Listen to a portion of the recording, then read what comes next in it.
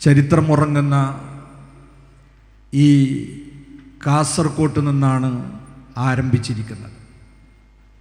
സപ്തഭാഷാ സംഗമഭൂമിയായ കേരളത്തിലെ ഏറ്റവും കൂടുതൽ നദികളൊഴുകുന്ന മാലിക് ബിൻ ദീനാർ റളിയല്ലാഹു അൻഹുവിൻ്റെയും സംഘത്തിൻ്റെയും പാദമുദ്ര കൊണ്ട് അനുഗ്രഹീതമായ മഹത്തായ ഒരു മണ്ണിലാണ് നമ്മൾ ഈ പ്രയാണം ആരംഭിച്ചിരിക്കുന്നത്. മനുഷ്യർക്കൊപ്പം എന്ന അതിമഹത്തായ പ്രമേയത്തെ സംബന്ധിച്ച് നമ്മൾ ആലോചിക്കുമ്പോൾ മനുഷ്യൻ എന്ന് പറയുന്നത് ഈ ഭൂമി ലോകത്തെ ഏറ്റവും ഉത്കൃഷ്ടരായ ഒരു വിഭാഗമാണ്. കെമിസ്ട്രി പറയുന്ന വെറും ദ്രവ്യമല്ല മനുഷ്യൻ. ബയോളജി മുന്നോട്ട് വെക്കുന്ന വെറും ജീവിയുമല്ല. ശരീരവും ആത്മാവും ചേർന്ന വിശേഷബുദ്ധിയുള്ള പ്രത്യേക ലക്ഷ്യത്തിനു വേണ്ടി സൃഷ്ടിക്കപ്പെട്ട ഒരു വിഭാഗമാണ് മനുഷ്യർ. അതുകൊണ്ട് തന്നെ അല്ലാഹു സുബ്ഹാനഹു വ തആല ഏറെ ബഹുമാനം കൽപ്പിച്ചൊരു വിഭാഗമാണ് മാനവ സമൂഹം. വലഖദ് കറംന ബനി ആദം, മനുഷ്യരെ നാം ആദരിച്ചിരിക്കുന്നു. ആ ആദരവ് മനുഷ്യർക്ക് പല രീതിയിലുമുണ്ട്. അതിൻ്റെ ഒരു ഭാഗമാണ് വഹമൽനാഹും ഫിൽ ബർരി വൽ ബഹർ, കടലിലും കരയിലും നമ്മൾ അവനെ യാത്ര ചെയ്യിപ്പിക്കുകയാണ്. അതൊരു ജനവിഭാഗത്തിൻ്റെ പുരോഗതിയുടെ പ്രധാനപ്പെട്ട ഒരു നാഴികക്കല്ലാണ്. ഭൂഖണ്ഡങ്ങളെ താണ്ടി കടലിൻ്റെ ആഴിയിലേക്കടക്കം സഞ്ചരിച്ചു ചെല്ലാൻ മനുഷ്യർക്ക് മാത്രമേ സാധിക്കുകയുള്ളൂ. വല്ലപ്പോഴും ആനകളോ മറ്റ് നാൽക്കാലികളോ വാഹനത്തിൽ സഞ്ചരിക്കുന്ന നമ്മൾ കണ്ടാൽ അത് നമ്മളായിട്ട് അവരെ കൊണ്ടുപോകുകയാണ്. അവരാരും സ്വയം വാഹനത്തിൽ സഞ്ചരിക്കുന്നവരല്ല. അതേപോലെ തന്നെ വറസഖ്നാഹും മിനത് ത്വയ്യിബാത്ത്, മേത്തരം വസ്തുക്കളാണ് മനുഷ്യന് നാം ആഹാരമായി നൽകിയത്. പാടത്ത് നമ്മൾ നെൽകൃഷി നടത്തിയാൽ ഏറ്റവും പോഷകമൂല്യമുള്ള അരി നമ്മൾ ആഹരിച്ച് അതിൻ്റെ വൈക്കോലുകളാണ് കന്നുകാലികൾക്ക് കൊടുക്കുന്നത്. ഒരു വാഴ കുലച്ച് പുറത്തു വന്നാൽ അതിൻ്റെ മാംസളമായ ഭാഗം നമ്മൾ ഭക്ഷിച്ച് അതിൻ്റെ തോടാണ് നമ്മൾ ആടിന് കൊടുക്കുന്നത്. ഇങ്ങനെ വഫല്ലൽനാഹും അലാ കസീരിൻ മിമ്മൻ ഖലഖ്നാ തഫ്ളീല, നാം സൃഷ്ടിച്ച അനേക സൃഷ്ടിജാലങ്ങളെക്കാൾ മനുഷ്യന് ഞാൻ മഹത്വം നൽകിയിട്ടുണ്ട്. ഏറ്റവും അധികം മസ്തിഷ്ക വികാസമുള്ള ജീവിയാണ് മനുഷ്യൻ. ഭൂമിക്ക് പുറത്ത് സ്പേസ് ലോകത്തേക്കും അതിനുമപ്പുറത്ത് ചന്ദ്രനിൽ വരേക്കും പോയി വരുന്നവരാണിന്ന് മനുഷ്യർ. ഭാഷ ഉപയോഗിച്ച് ആശയവിനിമയം നടത്താൻ ശേഷിയുള്ള വിഭാഗമാണ് മനുഷ്യർ. യന്ത്രങ്ങളുണ്ടാക്കി ഉപയോഗിക്കുകയും അതുവഴി ജീവിതത്തിൽ വമ്പിച്ച പുരോഗതികൾ കൈവരിക്കുകയും ചെയ്തവരാണ് മനുഷ്യർ. ഇങ്ങനെയെല്ലാം സവിശേഷതയുള്ള മനുഷ്യർ ഏറ്റവും വലിയ സാമൂഹ്യ ജീവി കൂടിയാണ്. അതുകൊണ്ട് തന്നെ മനുഷ്യർക്ക് അവരെ പ്രത്യേകമായ ഒരു ലക്ഷ്യത്തിന് വേണ്ടിയാണ് അവരെ പടക്കപ്പെട്ടിട്ടുള്ളത്. വെറുതെയല്ല ഒരു മനുഷ്യനെ അള്ളാഹു ഭൂമിയിലേക്ക് സൃഷ്ടിച്ചയച്ചത്. വിശുദ്ധ ഖുർആൻ പറയുന്നുണ്ട്, വൈദ് ഖാല റബ്ബുക ലിൽ മലായികത്തി ഇന്നി ജാഇലുൻ ഫിൽ അർളി ഖലീഫ. മാലാഖമാരോട് മനുഷ്യ സൃഷ്ടിപ്പിന്റെ ലക്ഷ്യത്തെക്കുറിച്ച് അള്ളാഹു പറഞ്ഞിട്ടുണ്ട്. മനുഷ്യരെ ഭൂമിയിലേക്ക് നിയോഗിക്കുന്നത് അള്ളാഹുവിൻ്റെ പ്രതിനിധികളായാണ്. അള്ളാഹുവിൻ്റെ പ്രവിശാലമായ ഈ പ്രപഞ്ചത്തിൽ ഭൂമി എന്ന് പറയുന്ന ഗോളത്തിൽ അള്ളാഹുവിൻ്റെ ആസ്തിക്യത്തെ ഉദ്ഘോഷിക്കുവാനും അവൻ്റെ നിയമങ്ങളനുസരിച്ച് ജീവിക്കുവാനും കടപ്പെട്ടവനാണ് മനുഷ്യൻ. അതാണ് ഭൂമിയിലേക്ക് മനുഷ്യരെ നിയോഗിച്ചതിൻ്റെ പ്രധാനപ്പെട്ട ലക്ഷ്യം. അതുകൊണ്ട് തന്നെ സ്രഷ്ടാവിൻ്റെ സാന്നിധ്യത്തെക്കുറിച്ചറിയുകയും അത് വിളിച്ചു പറയുകയും ചെയ്യുക എന്നത് മനുഷ്യരുടെ ഏറ്റവും പ്രധാനപ്പെട്ട ഒരു ദൗത്യമാണ്. അതൊരു തിരിച്ചറിവ് കൂടിയാണ്. കാരണം ഈ അതിമഹത്തായ ഭൂമി എന്ന് പറയുന്ന നാം അധിവസിക്കുന്ന ഈ ഗോളവും ഈ പ്രപഞ്ചം മുഴുവനും അത് വെറുതെ ഉണ്ടായതാണ് നമുക്ക് പറയാൻ കഴിയില്ല. ഇവിടെ നമ്മൾ നിരീക്ഷിക്കുകയാണെങ്കിൽ തികഞ്ഞ ആസൂത്രണത്തോടെയാണ് ഈ പ്രപഞ്ചത്തെ സൃഷ്ടിക്കപ്പെട്ടതായി നമ്മൾ കാണുന്നത്. അതുപോലെ ആസൂത്രിതമായി തന്നെയാണ് ഇത് നിയന്ത്രിക്കപ്പെട്ടുകൊണ്ടിരിക്കുന്നതും. ആസൂത്രിതമായി നിർമ്മിക്കുകയും നിയന്ത്രിക്കപ്പെടുകയും ചെയ്തതിൻ്റെ പിന്നിൽ ഒരു സൂത്രധാരനുണ്ട് എന്ന യാഥാർത്ഥ്യം നമ്മൾക്ക് തിരിച്ചറിയേണ്ടതുണ്ട്. ദാലികുമുല്ലാഹു റബ്ബുക്കും ലാ ഇലാഹ ഇല്ലാ ഹുവ ഖാലിഖു കുല്ലി ഷൈഇൻ ഫഅ്ബുദൂ. അവനാണ് നിങ്ങളുടെ റബ്ബ്. അവനല്ലാതെ നിങ്ങൾക്കൊരാരാധ്യനില്ല. കാരണം അവനാണ് സർവചരാചരങ്ങളുടെയും സ്രഷ്ടാവ്. അതുകൊണ്ട് തന്നെ ഈ പ്രപഞ്ചത്തെ സൃഷ്ടിച്ചവനാരോ അവൻ്റെ മുമ്പിലാണ് മനുഷ്യർ അവൻ്റെ പരമമായ അങ്ങേയറ്റത്തെ ആദരവും ബഹുമാനവുമാകുന്ന ആരാധന പ്രകടിപ്പിക്കേണ്ടത്. സൃഷ്ടിജാലങ്ങൾ ഒരിക്കലും അങ്ങേയറ്റത്തെ ബഹുമാനത്തിന് അർഹരല്ല. അവരൊക്കെ സൃഷ്ടികളാണ്. അവരില്ലാത്തൊരു കാലമുണ്ടായിരുന്നു. അവരെയും ഇവിടെ പടക്കപ്പെട്ടതാണ്. അതുകൊണ്ട് സ്രഷ്ടാവിനെ പരമമായി ആദരിക്കുകയും ബഹുമാനിക്കുകയും ആരാധിക്കുകയും ചെയ്യുക എന്ന മനുഷ്യൻ്റെ ദൗത്യത്തെക്കുറിച്ചാണ് ഇസ്ലാം ആദ്യമായവനോട് പറയുന്നത്. അതേ സമയത്ത് ഈ ഭൂമിയെയും ഭൂമിയിലുള്ള സർവ്വജീവജാലങ്ങളെയും മനുഷ്യർക്ക് വേണ്ടിയാണ് പടക്കപ്പെട്ടത്. ഖലഖലകും മാ ഫിൽ അർളി ജമീഅ. ഭൂമിയിലുള്ളതെല്ലാം മനുഷ്യരെ നിങ്ങൾക്ക് വേണ്ടി സൃഷ്ടിച്ചിട്ടുള്ളതാണ്. വൽ അർള വളഅഹാ ലില്ലനാം. ഈ ഭൂമി മനുഷ്യർക്ക് വേണ്ടി സംവിധാനിച്ചിട്ടുള്ളതാണ്. അതുകൊണ്ട് തന്നെ മനുഷ്യേതര ജീവജാലങ്ങളെയൊക്കെ അള്ളാഹു സൃഷ്ടിച്ചത് നമുക്ക് വേണ്ടിയാണെങ്കിൽ നമ്മെ അള്ളാഹു പടച്ചിരിക്കുന്നത് അത് അള്ളാഹുവിന് വേണ്ടിയാണ്. അഥവാ വമാ ഖലഖതുൽ ജിന്ന വൽ ഇൻസ ഇല്ലാ ലിയഅ്ബുദൂൻ. സ്രഷ്ടാവായ അള്ളാഹുവിനെ ആരാധിക്കുക, അവൻ്റെ നിയമങ്ങളനുസരിച്ച് അച്ചടക്കത്തോടെ ജീവിക്കുക എന്നതാണ് മനുഷ്യനെ ഭൂമിയിൽ ഏൽപ്പിക്കപ്പെട്ടിട്ടുള്ളത്.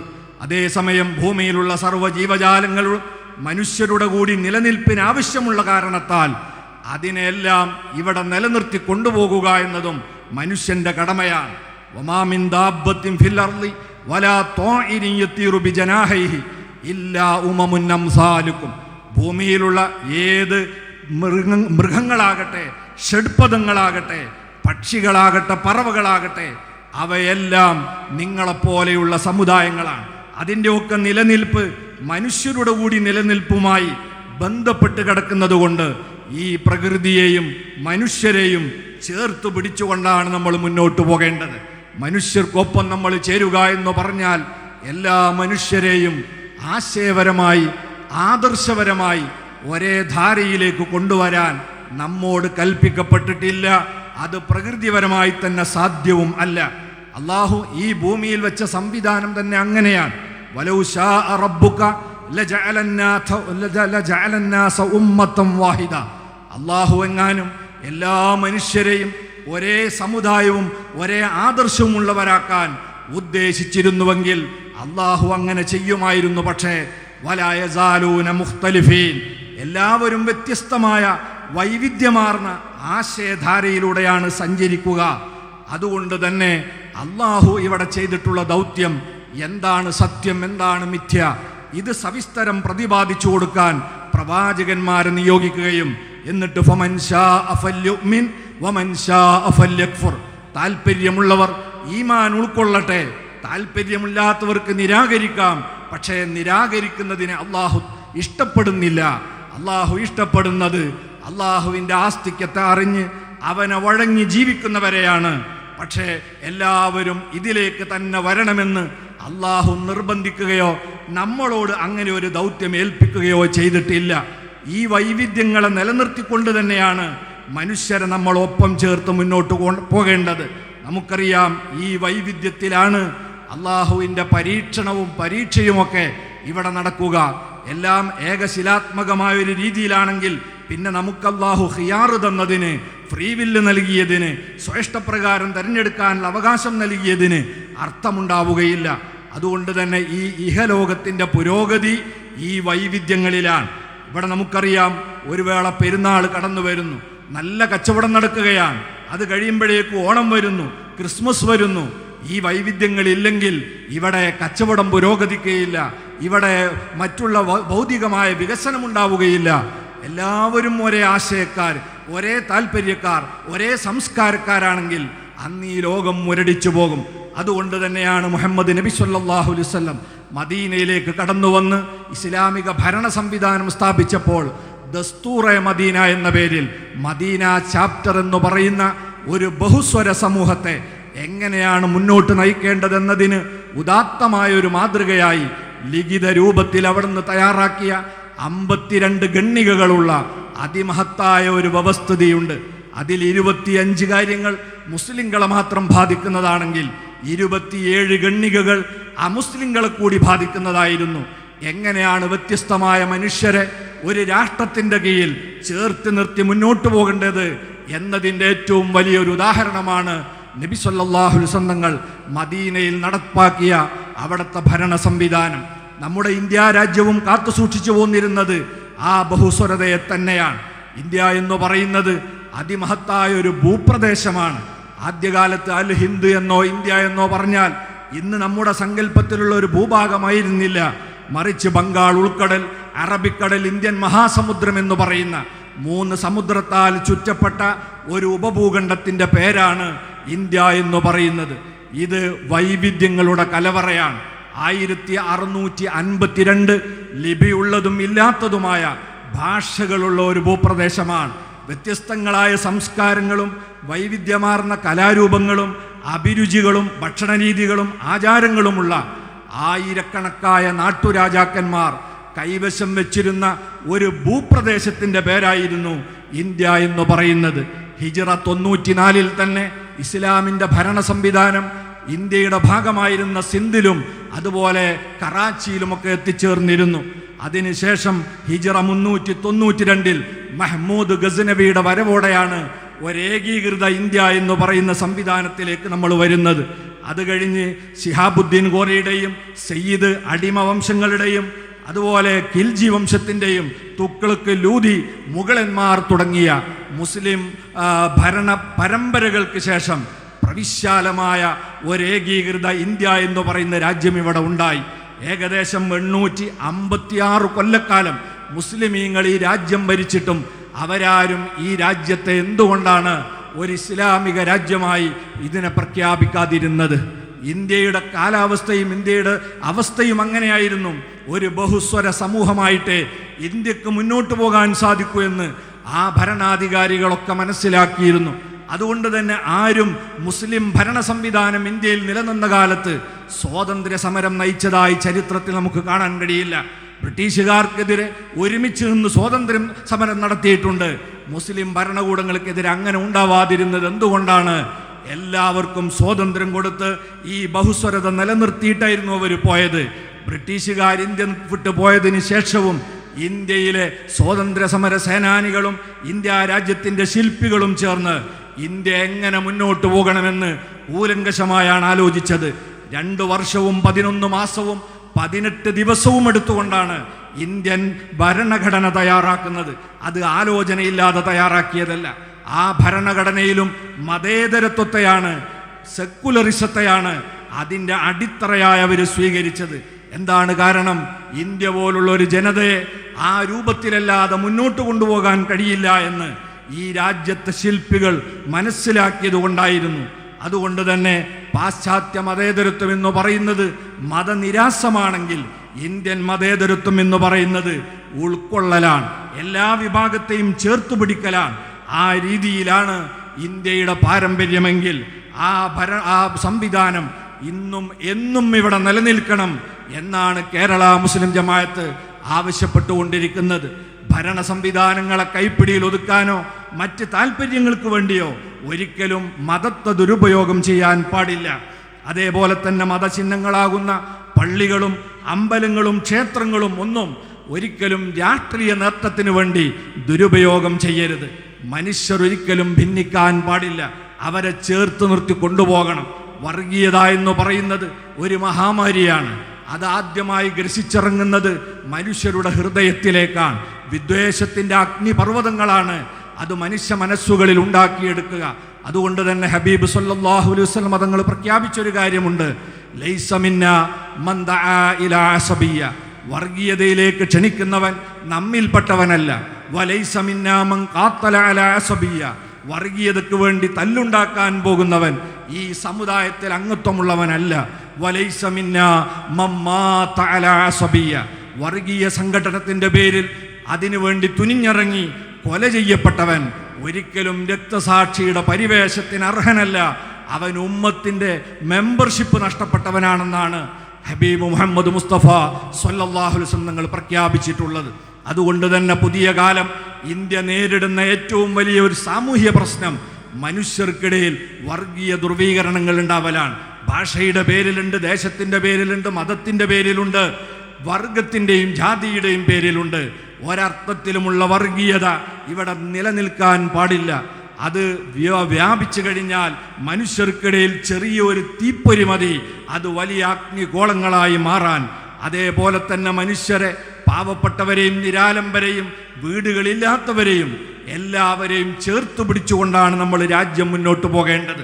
നമുക്കറിയാം, മൈഗ്രേഷൻ്റെ ഭാഗമായി ഓരോ കാലത്തും മനുഷ്യനുണ്ടായ കാലം മുതൽക്ക് തന്നെ മനുഷ്യർ പുതിയ താമസ സ്ഥലങ്ങളെ തേടിപ്പോകുന്ന പതിവുണ്ട്. ആദ്യകാലം മുതൽക്ക് ഇന്നും അത് നടപ്പിലാകും. ചിലപ്പം മികച്ച ജോലി തേടിക്കൊണ്ടായിരിക്കും, ജീവിത സൗകര്യങ്ങൾ അന്വേഷിച്ചുകൊണ്ടായിരിക്കും. ആ യാത്ര ചിലപ്പോൾ രാഷ്ട്രം തന്നെ കടന്ന് യാത്ര പോകും. ഒരു രാജ്യത്ത് തന്നെ വ്യത്യസ്ത പ്രദേശങ്ങളിലേക്ക് പോകും, ആൾതാമസമില്ലാത്ത ഇടം തേടിപ്പോകും. ഇങ്ങനെ മൈഗ്രേഷൻ്റെ ഭാഗമായി മറ്റ് മേച്ചിൽപ്പുറങ്ങൾ തേടിപ്പോകുക എന്നത് മനുഷ്യ സഹജമായി ഉണ്ടാകുന്ന എന്നുമുണ്ടായിട്ടുള്ളൊരു യാഥാർത്ഥ്യമാണ്. ഇതിൻ്റെ ഭാഗമായി നമ്മളെ കേരളത്തിൽ തന്നെ നമുക്കറിയാം, 1950-കൾക്ക് ശേഷം നമ്മളെ കേരളത്തിൽ മലയോര പ്രദേശങ്ങളിലേക്ക് വ്യാപകമായ തോതിൽ മനുഷ്യർ ചേക്കേറിയിരുന്നു. അവർ പലപ്പോഴും താമസിച്ചു വന്നത് ഗവൺമെൻറ്റിൻ്റെ അധീനതയിൽപ്പെട്ട ഭൂമിയിലായിരുന്നു. അത് വെട്ടിത്തെളിയിച്ച് കൃഷി ഇറക്കി അവിടെ അവർ വാസസ്ഥലം ഉറപ്പിച്ചപ്പോൾ നമ്മുടെ കേരളത്തിലെ മാറി മാറി വന്ന ഗവൺമെൻറ് അവരോട് സ്വീകരിച്ച സമീപനം എന്തായിരുന്നു? അവരെ ഇത് ഗവൺമെൻറ് ഭൂമിയാണെന്ന് പറഞ്ഞ് ആട്ടിയിറക്കുകയായിരുന്നില്ല. ഓരോ ഗവൺമെൻറ്റും മത്സരിച്ച് അവർക്ക് പട്ടയം നൽകുന്നതാണ് നമ്മളെ കേരളത്തിൻ്റെ അനുഭവമെങ്കിൽ ഇത് ഇന്ത്യക്ക് തന്നെ മാതൃകമായ ഒരു അനുഭവമാണ്. അങ്ങനെ നാട്ടിൽ നിന്ന് മറ്റൊരു നാട്ടിലേക്ക് ചേക്കേറുന്നവരെ മനുഷ്യരായി പോലും കാണാതെ അവരെ ഇറക്കി വിടുന്ന സംസ്കാരം നമ്മളെ നാടിൻ്റെ നാനാഭാഗങ്ങളിൽ കണ്ടുകൊണ്ടിരിക്കുകയാണ്. ഈ സന്ദർഭത്തിൽ പ്രത്യേകമായി നന്ദി രേഖപ്പെടുത്തുകയാണ് നമ്മുടെ അയൽ സംസ്ഥാനമായ നമ്മുടെ കർണാടകയിലെ ഗവൺമെൻറ്റിന്. അവർ ഭൂമിയിൽ നിന്ന് കുറേ ആളുകളെ ഇറക്കി വിട്ടെങ്കിൽ ആ സമയത്ത് അവർക്ക് സൗകര്യപ്രദമായ മറ്റു പാർപ്പിടം കൊടുക്കാൻ തയ്യാറായി മുന്നോട്ട് വന്നതിനെ നമ്മൾ ഈ സന്ദർഭത്തിൽ അഭിനന്ദിക്കുകയാണ്. അത് മറ്റ് സംസ്ഥാനങ്ങൾ കൂടി മാതൃകയാണ്. ഇങ്ങനെ പാർപ്പിടങ്ങളില്ലാത്ത ചേരികളിലും ചാളകളിലും താമസിക്കുന്നവർക്ക് വീട് വെച്ചു കൊടുക്കുക എന്നത് ഒരു ഔദ്യോഗിക അജണ്ടയായി സ്വീകരിച്ചത് കൊണ്ട് തന്നെ കേരള മുസ്ലിം ജമാഅത്തിന് അത്തരം അരികവൽക്കരിക്കപ്പെടുന്നവരോട് ചേർന്ന് നിൽക്കാതിരിക്കാൻ നിവൃത്തിയില്ല എന്ന് ഈ സന്ദർഭത്തിൽ ഓർമ്മപ്പെടുത്തുകയാണ്. അതേപോലെ തന്നെ ഞാൻ നീട്ടി സംസാരിക്കുന്നില്ല, നമ്മുടെ ഈ കാസർഗോഡ് എന്ന് പറയുന്ന പ്രദേശം ഒരുപാട് ആവശ്യങ്ങളുള്ളൊരു പ്രദേശമാണ്. വളരെ വൈകിയാണ് കാസർഗോഡ് എന്ന് പറയുന്ന ജില്ല രൂപപ്പെട്ടിട്ടുള്ളത്. നേരത്തെ കണ്ണൂർ ജില്ലയുടെ ഭാഗമായിരുന്നു. അതിനു മുമ്പ് തുളുനാട് എന്ന് പറയുന്ന മറ്റൊരു ദേശത്തിൻ്റെ ഭാഗമായിരുന്നു. ഏതായിരുന്നാലും ഇന്ന് നമ്മുടെ ഈ ജില്ല നിലവിൽ വന്നതിന് ശേഷം പലതരത്തിലുള്ള പുരോഗതികൾ നമുക്കുണ്ടായിട്ടുണ്ടെങ്കിലും കാസർഗോട്ടുകാരായ മുഴുവൻ ജനങ്ങളോടും ഒപ്പം നിന്നുകൊണ്ട് നമുക്ക് ഉണർത്താനുള്ളൊരു പ്രധാന കാര്യം, ഇവിടത്തെ ചികിത്സാ സമ്പ്രദായത്തിൽ സ്വയം പര്യാപ്തത നേടിയിട്ടില്ല നമ്മുടെ ജില്ല. ആവശ്യമായ അളവിലും സൗകര്യങ്ങളുമുള്ള ആശുപത്രികളുടെ അഭാവം നമ്മുടെ ഈ നാടിനെ വളരെയേറെ പ്രയാസപ്പെടുത്തുന്നുണ്ട്.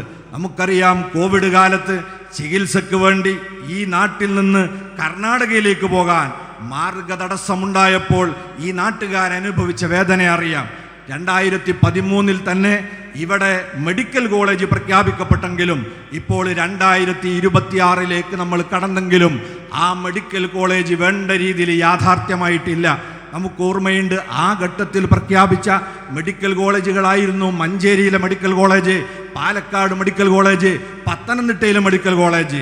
ഇത് മൂന്നും ഇന്ന് സാധ്യമായെങ്കിൽ ഇന്നും അതാ ജലരേഖയായി അല്പസ്വല്പം മുന്നേറിയിട്ടുണ്ടെങ്കിലും സമ്പൂർണ്ണ വിജയത്തിലേക്ക് ഈ ജില്ലയുടെ മെഡിക്കൽ കോളേജ് വളർന്നിട്ടില്ല. അതിനു വേണ്ടി ഗവൺമെൻറ്റും ഇവിടുത്തെ ഭരണകൂടങ്ങളും അതേപോലെ തന്നെ ഇവിടെയുള്ള MP-മാരും MLA-മാരും എല്ലാവരും ഒന്നിച്ച് ശ്രമിക്കണമെന്ന് കാസർഗോട്ടുകാർക്ക് വേണ്ടി കേരള മുസ്ലിം ജമാഅത്തിൻ്റെ പേരിൽ അഭ്യർത്ഥിച്ചുകൊണ്ട് ഞാൻ എൻ്റെ എളിയ വാക്കുകൾ ഉപസംഹരിക്കുന്നു. വആഖിറു ദഅവാന അനിൽ ഹംദുലില്ലാഹി റബ്ബിൽ ആലമീൻ. അസ്സലാമു അലൈക്കും വറഹ്മത്തുള്ളാഹി.